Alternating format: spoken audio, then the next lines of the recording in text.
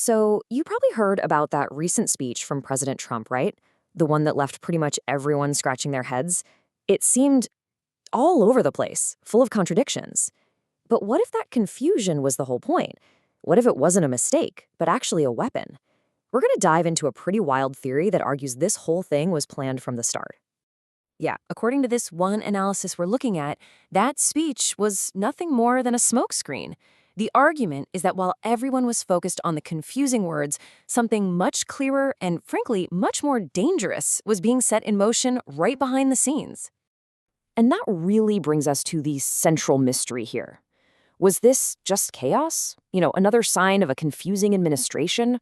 Or was it the first move in a really calculated, maybe even brilliant trap? This theory we're unpacking presents a pretty compelling and kind of chilling alternative. Right, so according to this analysis, this was absolutely not a blunder. It was step one, the first totally deliberate move in a hidden plan that the author has dubbed the Easter strategy. And the whole point of this strategy? To catch everyone completely off guard. So here's the absolute core of the theory. The confusion we all saw, that was the goal. The author argues it was specifically designed to make opponents, and maybe even some allies, just kind of relax, to lower their guard and think nothing was happening, right before a massive strike. Now, this whole idea rests on a classic military concept called strategic deception. It's pretty straightforward, really. It's the art of misdirection, making your enemy look over here while you're getting ready to do something completely different over there. You really have to get this concept to understand where the rest of this theory is going. Okay, so let's get into the first big clue the author points to.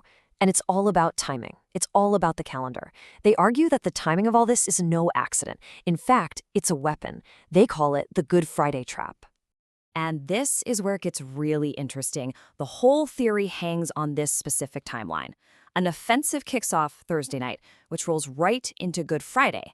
Now, what happens on Good Friday? The world's financial markets are shut down, and they stay shut down Saturday and Sunday. This, the author says, creates a perfect 3-day shield from any kind of market panic.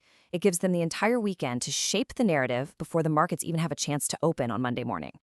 And that's the genius of it, according to this theory. No open markets means no immediate economic chaos, no stock market crash. It gives them this priceless window, 3 whole days, to get their story straight, declare a victory, and basically control everything people hear before a single share can be traded. And believe me, the stakes are massive. The analysis points out that if the markets were open and reacted badly, we could see oil prices spike to like $150 a barrel. Just think about that. Preventing that kind of economic bomb from going off would be a huge reason to time things as carefully. All right, on to the second clue. And for this one, the author says, forget the speeches, forget the words. Just look at what the military is actually doing on the ground.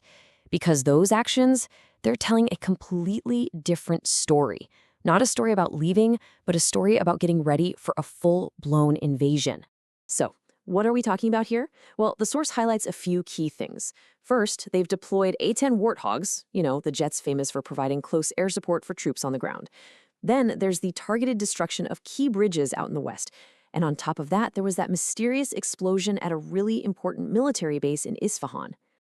So you see, you've got 2 totally different ways to look at this. The official line might be, hey, we're just securing our troops for a safe exit, a defensive move. But if you look at any military playbook, these are textbook offensive moves. You don't blow up bridges to retreat. You blow up bridges to cripple your enemy's logistics, to stop them from counterattacking, and to clear a path for your own forces to move in. Okay, let's look at the third and final piece of this puzzle. According to the author, this one has nothing to do with military strategy or the stock market. This is all about the show. It's about symbolism, political optics, and building a legacy.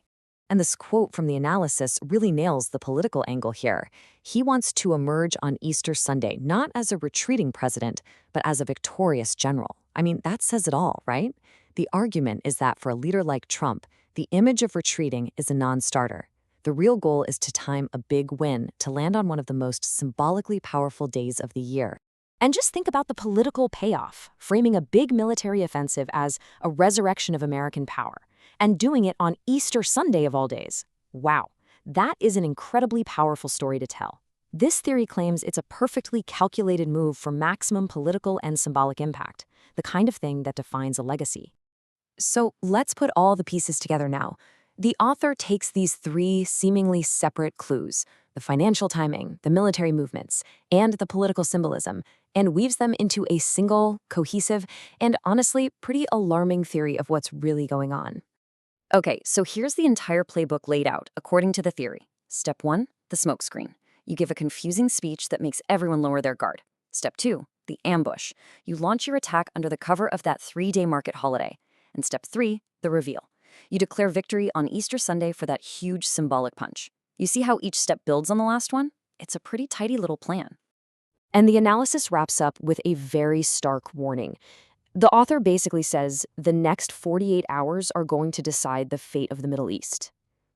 I mean, talk about a ticking clock. It leaves you with this real sense of urgency. So look, whether this specific Easter strategy theory is right or wrong, it kind of makes you think, doesn't it? It pushes us to ask a much bigger question. How often are the biggest events in the world shaped not by what we see on the news, but by what's intentionally hidden, right there in plain sight?